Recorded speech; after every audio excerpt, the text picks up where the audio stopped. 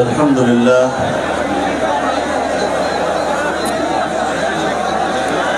الحمد لله وكفى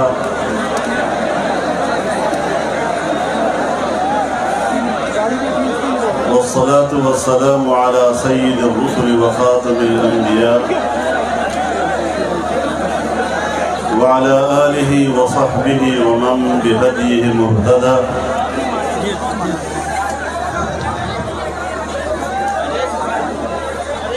أما بعد فأعوذ بالله من الشيطان الرجيم بسم الله الرحمن الرحيم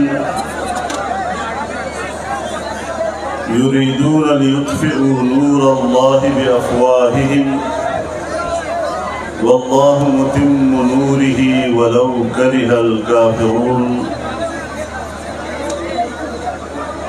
صدق الله العظيم.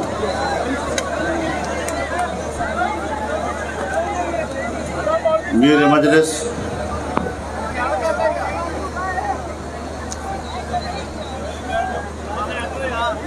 اکابر علماء کرام،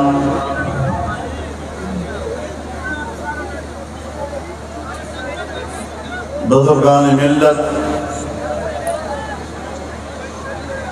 برادران اسلام،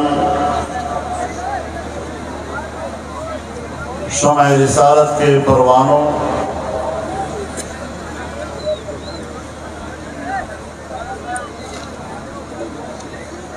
عقیدہ ختم نبوت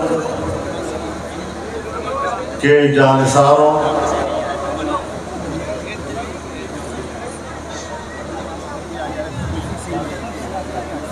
میں عالمی مجلس تحفظ ختم نبوت کا دل کی گہرائیوں سے شکر گزار ہوں کہ جس مقدس عنوان کے ساتھ انہوں نے آج کے اس فقیر المثال اجتماع کا اہتمام کیا ہے، مجھے بھی اس میں شرکت کی سعادت سے نوازا ہے۔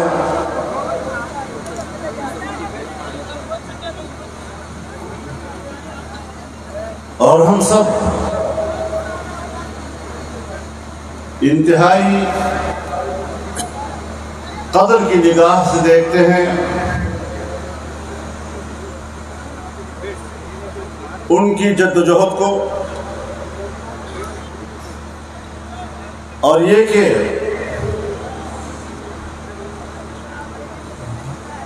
عقیدہ ختم نبوت کے سرحدات کی وہ جس جانفشانی کے ساتھ چوکیداری کر رہے ہیں، یقیناً یہ ہماری تاریخ کا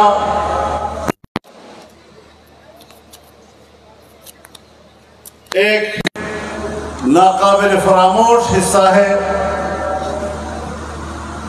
اور اس حوالے سے عالمی مجلس کی کردار کو بھلایا نہیں جا سکتا۔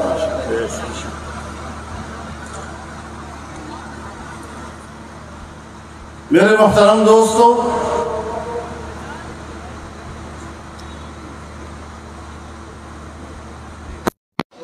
مجھے ویسے بھی جب میں آج کا دن دیکھتا ہوں تو جلسہ تو 6 ستمبر کو رکھا گیا، لیکن 1 گھنٹہ ہوا 7 ستمبر بھی داخل ہو چکا ہے۔ 6 ستمبر پاکستان کی جغرافیائی سرحدات کے تحفظ کے حوالے سے یاد کیا جاتا ہے، اور 7 ستمبر پاکستان کی نظریاتی سرحدات کے تحفظ کے حوالے سے یاد کیا جاتا ہے۔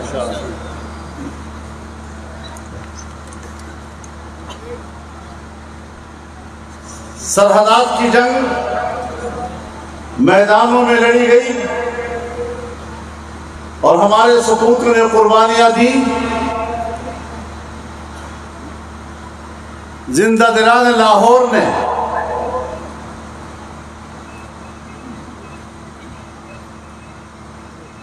لاٹھیوں کے ساتھ اٹھ کھڑے ہو کر میدان میں نکلے اور 7 ستمبر کو جو جنگ لڑی گئی وہ پارلیمنٹ کے میدان میں تھی۔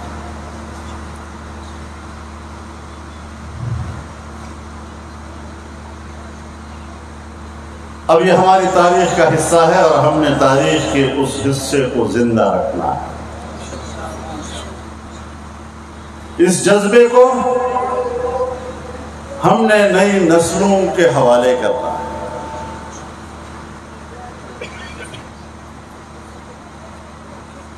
میرے محترم دوستو، کافی وقت بیت چکا ہے، شاید اب آپ بھی زیادہ لمبی لمبی باتیں سننے کے تاب نہیں رکھتے ہوں گے،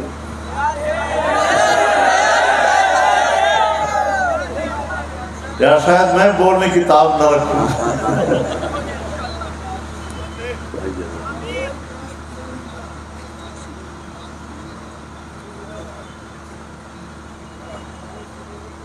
ہم نے اس حوالے سے دیکھنا ہے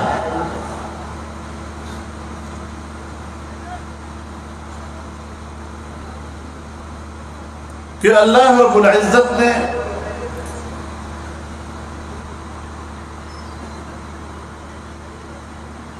اسلام کو ایک کامل اور مکمل دین اعلان کیا۔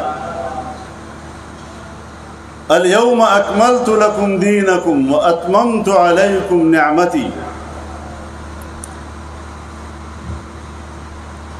ہمارے اکابر اور اساتذہ اکمال دین کو تعبیر کرتے ہیں دین کے احکام اور دین کے تعلیمات پر۔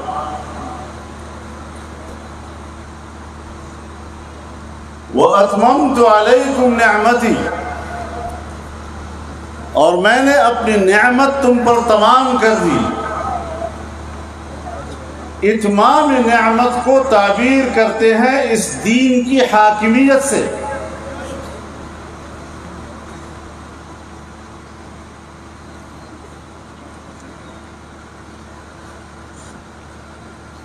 اب ظاہر ہے کہ جب اللہ تعالیٰ فرمائے گا وَاللَّهُ مُتِمُّ نُورِهِ، تو دین جو اللہ کا نور ہے، نور ہدایت ہے،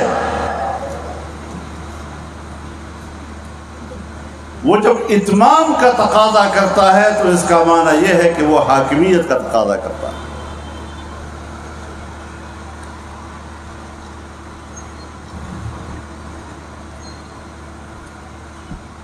یہاں میں اپنے بھائیوں سے سنتا ہوں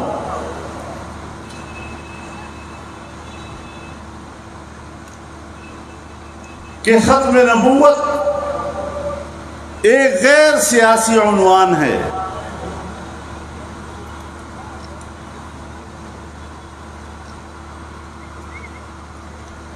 اب اس غیر سیاسی عنوان کے حدود کیا ہیں؟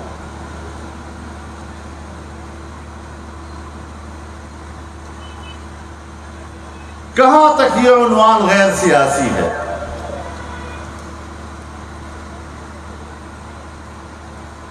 وَلَكِنْ رسول اللہ وخاتم النبیین، اب رسول اللہ صلی اللہ علیہ وسلم جب خود فرماتے ہیں انا خاتم النبیین، تو اس خاتم النبیین کی وہ خود معنی بھی کرتے ہیں ولا نبی بعدی۔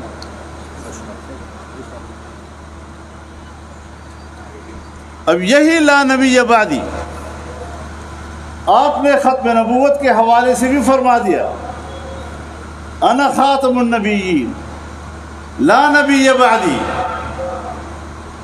اور یہی الفاظ آپ نے ارشاد فرمائے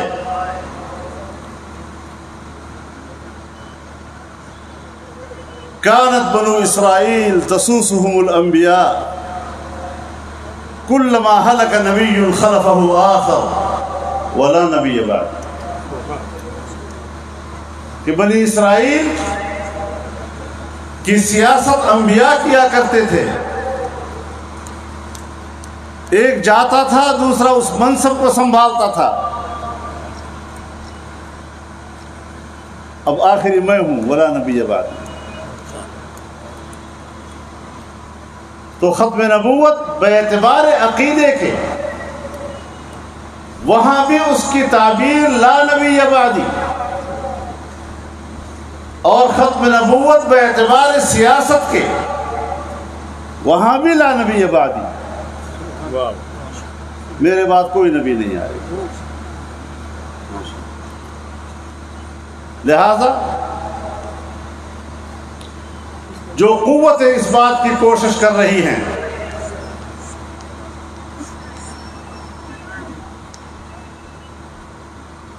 کہ وہ کسی اور کو آج کے زمانے میں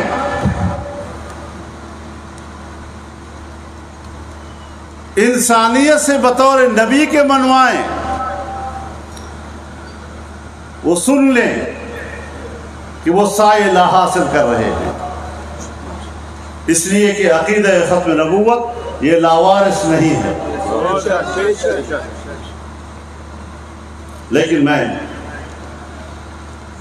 ایک اور پہلو سے کچھ بات کرنا چاہوں گا، ہمت کر کے، کیونکہ یہاں پر موضوع محدود ہے۔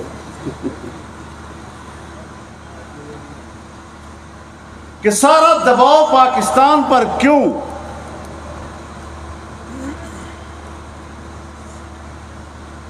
ہم تو تاریخ کے اعتبار سے بر صغیر کا حصہ ہیں، اسی بر صغیر کا حصہ ہندوستان بھی ہے، بنگلہ دیش بھی ہے،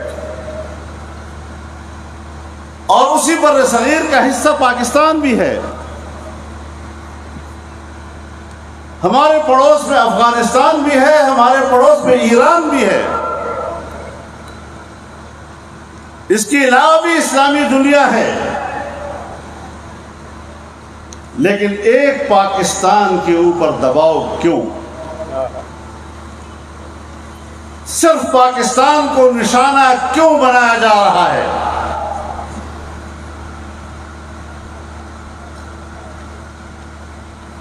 قادیان تو ہندوستان میں رہ گیا،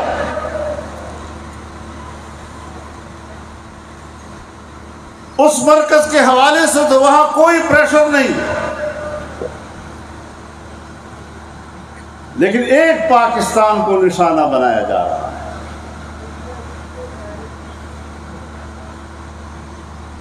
کہ آئینی ترمیم واپس لو، 24 کروڑ پاکستانیوں کی قوم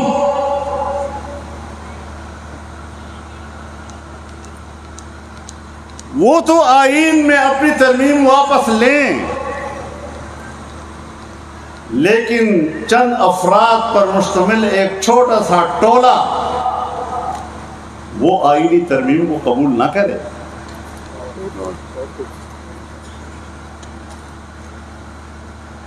کیا دباؤ ڈالا گا؟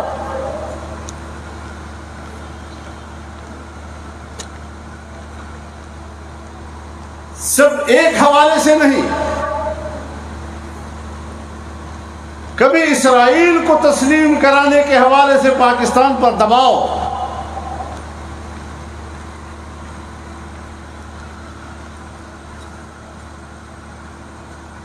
تمام چینلز پر گزشتہ حکومت میں بڑے بڑے بڈھے دانشور وہ آ کر اپنے فلسفے جھاڑتے تھے،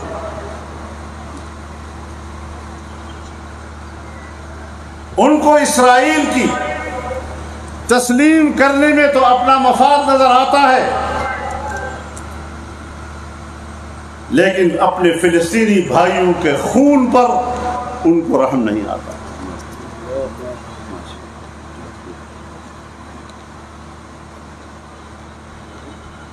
نسل در نسل فلسطینی کٹ رہے ہیں، ان کی سرزمین پر قبضہ ہے، بیت المقدس ان کے قبضے میں ہے، قبلہ اول پر یہودی قابض ہیں، مسلمانوں کے دلوں سے اس کی اہمیت کو نکالا جا رہا ہے، اور اسرائیل کو تسلیم کرنا بہت ضروری ہے۔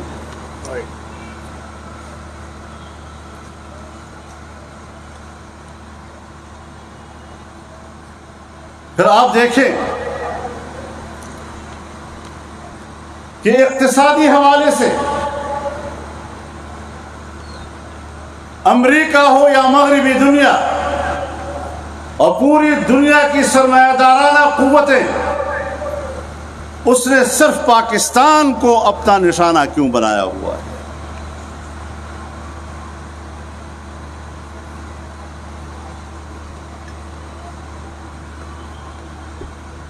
نہ انڈیا کی معیشت پر یہ دباؤ،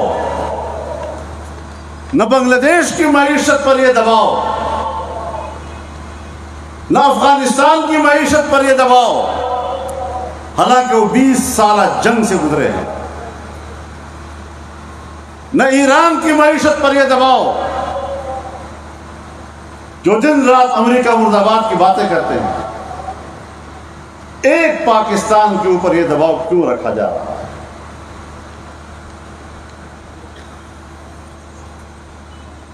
اور میں ببانگ دوحل ایک بات کہتا ہوں، بلا خوف تردید یہ بات کرتا ہوں کہ پاکستان پر 2018 میں جو حکومت مسلط کی گئی وہ اسی ایجنڈے کے ساتھ مسلط کی گئی،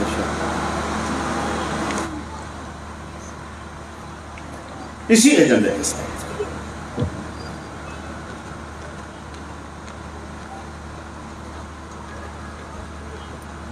ہمارے لوگ ٹرمپ کے دفتر تک پہنچے اور کچھ کمٹمنٹس کر کے واپس آئے، اسرائیل کو تسلیم کرنا، قادیانیوں کی غیر مسلم اقلیت کی ترمیم ختم کرنی ہے، کشمیر کو انڈیا کے حوالے کر دینا ہے،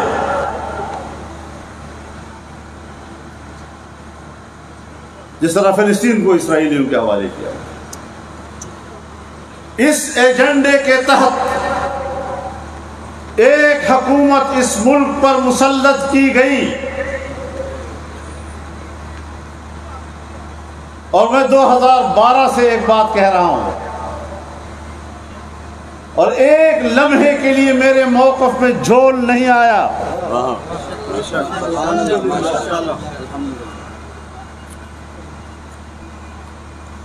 اور اس ایجنڈے پر دھاندلی کے ذریعے لائی گئی حکومت کو اگر سر بازار چیلنج کیا گیا تو جمعیت علماء اسلام کے کارکن نے اس کے لیے کمر باندھی۔ نعرہ تکبیر، آج بارے ختم نبوت، آج تیری جرأت کو، آج تیری بصیرت کو،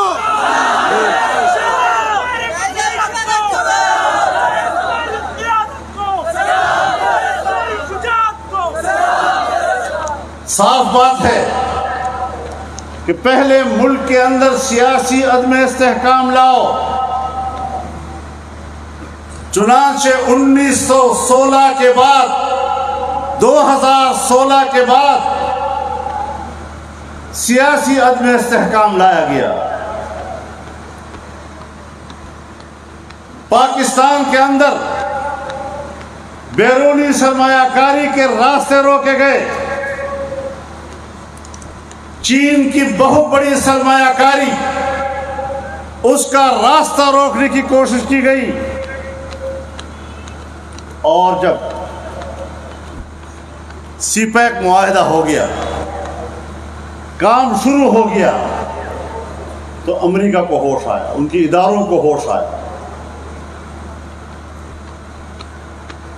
اور پھر اپنی کٹپتلی حکومت داندی کے ذریعے پاکستان پر مسلط کی تاکہ پاکستان کے اندر بیرونی سرمایہ کاری کا راستہ روکا جا سکے، اور پھر انہوں نے روکا۔ سپیک کے بہت بڑے میگا پروجیکٹ کو فریز کر دیا گیا، سرمایہ کاری ختم ہو گئی ملک کے اندر، ترسیلات رک گئی، اور اس طرح ملک کو معاشی عدم استحکام کا شکار بنایا گیا۔ مجھے حیرت ہوتی ہے ایسے لوگوں کے عقلوں پر، ان کے دماغوں پر، ان کے کھوپڑیوں میں پتہ نہیں دماغ ہے یا بھوسا بھرا ہوا، ان کے سینوں میں دھڑکتے دل ہیں یا جامد پتھر ہیں۔ یہ گمراہی کے اور ضلالت کے ان اندھیروں میں چلے گئے ہیں کہ جہاں اب ان کے لیے شاید ہدایت کی روشنی کی کوئی رغبت بھی باقی نہیں رہی۔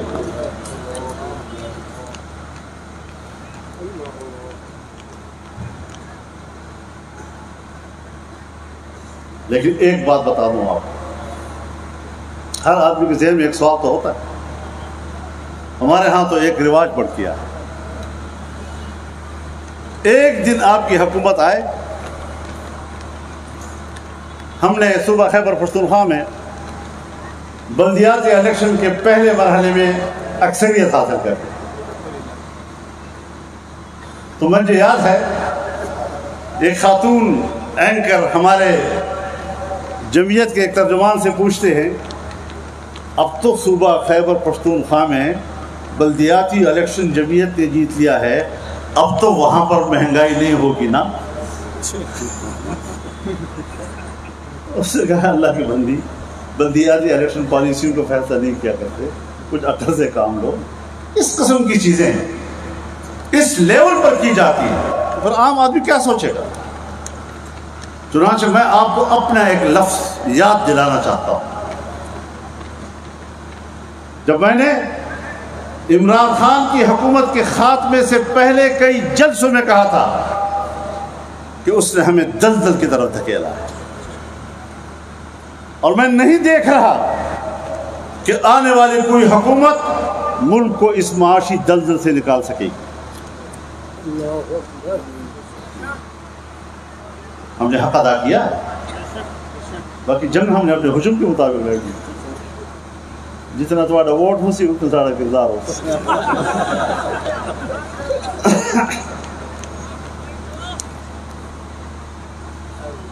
مولانا لقمان الندوی صاحب کو اللہ تعالیٰ غریق رحمت فرمائے، وہ تو سرائکی میں اور ریاستی میں تقریر کرتے تھے تو کہتے تھے کہ جب ڈاکٹر صاحب مولوی صاحب کو دے دو، فوراً پوچھتے ہو اسلام کا ڈڑا سی ایسا کوئی کھیسے پائی بدے ووٹ ایک نہیں دیتے، کم وقت ہو، اسلام کب آئے گا؟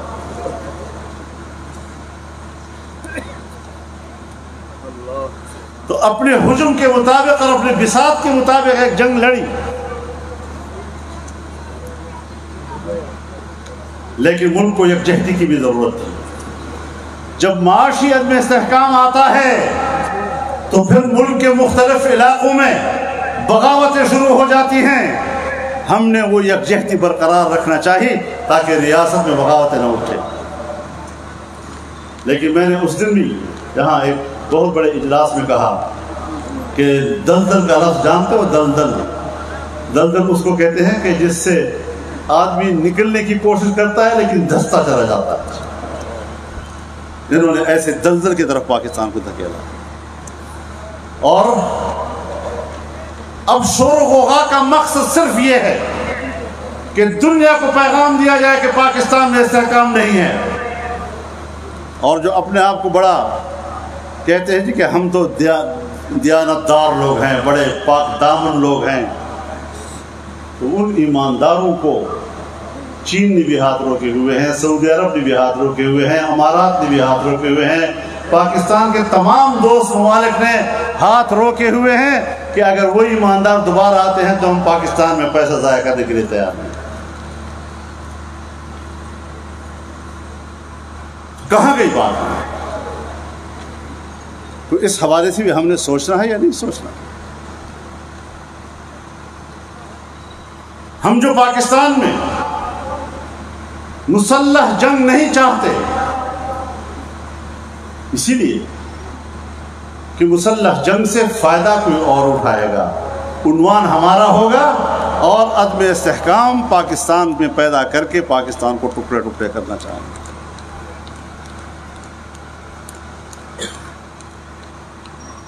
جمعیت علماء نے یہ کردار ادا کیا، اپنے بساط کے مطابق جنگ لڑی، لیکن جب سب دوستوں نے کہا کہ ادھر جانا ہے تو ہم نے کہا چلو۔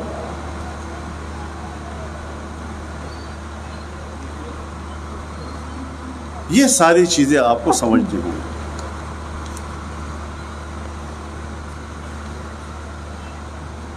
ابھی انڈیا میں سپریم کورٹ نے، انڈیا کی سپریم کورٹ نے کشمیر کے حوالے سے مودی حکومت کے فیصلے کو کالعدم قرار دے دیا ہے۔ تو ہمارے فاٹا کا فیصلہ کب ہوگا؟ وہ بھی تو سپریم کورٹ میں کیس پڑا ہوا ہے ہمارا۔ فاٹا تو نہ فاٹا رہا نہ سیٹل رہا، نہ ایوں میں نہ شیوں میں۔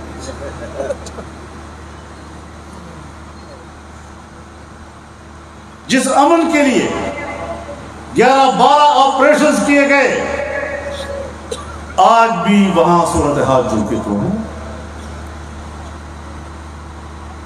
ٹارگٹ کلنگ ہو رہی ہے۔ یہ جو سانحہ باجوڑ ہوا، اس سانحہ باجوڑ میں جمعیت علماء اسلام کے 73 ساتھی شہید ہوئے ہیں، لیکن اس واقعے سے پہلے 1.5-2 سالوں سے ہمارا ٹارگٹ کی بنیاد پر شہید ہونے والا 19واں ساتھی تھا۔ یہ کیوں نشانہ بنتا رہا؟ کیوں ہمیں ٹارگٹ بنایا گیا؟ ہم تو اسلام کی بات کرنے والے ہیں، ہم تو پاکستان میں شریعت کی بات کرنے والے ہیں، آئین پاکستان پر عمل درآمد کرنے والے لوگ ہیں، قانون کو شرعی بنانے کی بات کرنے والے لوگ ہیں۔ ہمیں کیوں برداشت نہیں کیا جا رہا؟ تو کبھی کبھی ہوتا یہ ہے کہ عنوان ہمارا ہوتا ہے، اس پر قربانیاں ہماری ہوتی ہیں، نتائج کسی اور کے ہاتھ میں ہوتے ہیں، نتائج کوئی اور سامنے آتے ہیں۔ تو یہ جو نتیجہ ہے یہ اصل چیز ہے۔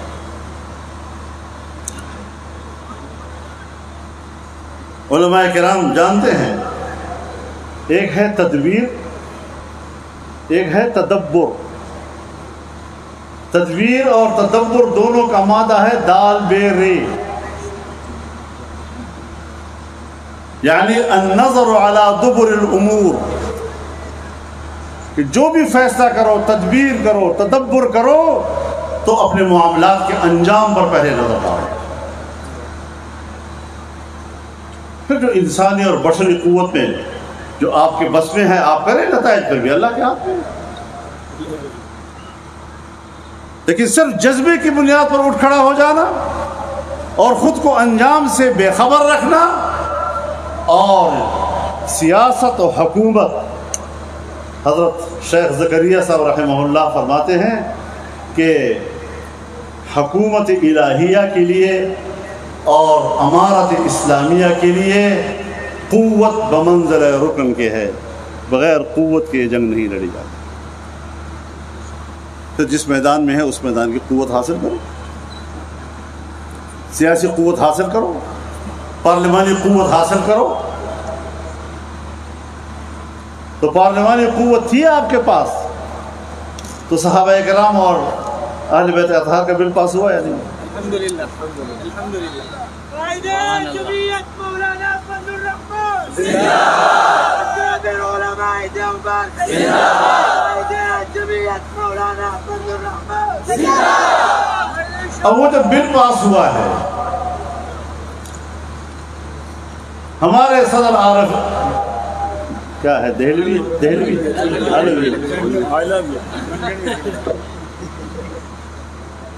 عارف علوی نے اس کو واپس کر دیا. کوئی ان سے پوچھے خدا کا خوف کرو. چند دن پہلے آرمی ایکٹ میں ایک ترمیم ہوئی کہ اگر فوج کی یا جنرل کی کوئی توہین کرے تو اس کی سزا میں اضافہ. تو اگر ہماری فوج اور جنرل کی توہین پر سزا میں اضافہ قبول ہو سکتا ہے تو صحابہ کرام اور اہل بیت اطہار کی توہین پر سزاؤں میں اضافہ قبول نہیں کیا جا سکتا. یہ ہے ان کا ریاست مدینہ.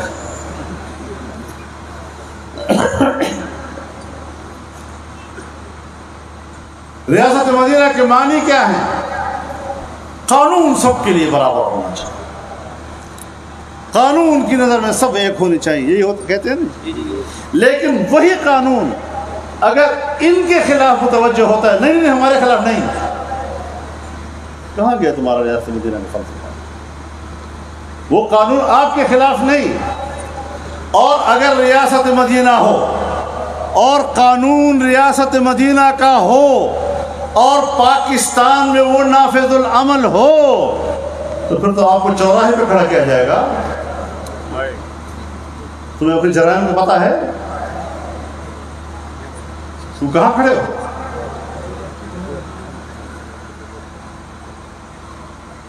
یہ ساری چیزیں ہمیں سمجھنے کی ہے کہ پاکستان کو دباؤ میں کیوں رکھا جا رہا ہے. عالمی قوتیں کیوں پاکستان کو دباؤ میں رکھتی ہیں، چاہے معاشی حوالے سے ہو، چاہے سیاسی حوالے سے ہو، چاہے ختم نبوت کے عقیدے کے حوالے سے ہو، چاہے قادیانیت کے حوالے سے ہو، چاہے اسرائیل کے حوالے سے ہو، چاہے فاٹا انضمام کے حوالے سے ہو. کیوں ایک پاکستان کو نشانہ بنایا گیا ہے اور ایک پاکستان کو مسلسل دباؤ میں رکھا جا رہا ہے؟ تو میرے دوستو، یہ جنگ ایک دن کی نہیں ہے کہ وہ ایک دن نعرے لگا لیے اور جنگ ختم ہو گئی. اس جنگ کو جاری رکھنا ہے اگر ملک کو بچانا ہے تو. یہ پاکستان ہمارا وطن ہے. حب الوطن من الایمان. اپنے وطن کے ساتھ محبت اور اپنے وطن کے لیے قربان ہونا یہ ہر پاکستانی کا جذبہ ہونا چاہیے. اور اس حوالے سے ہم نے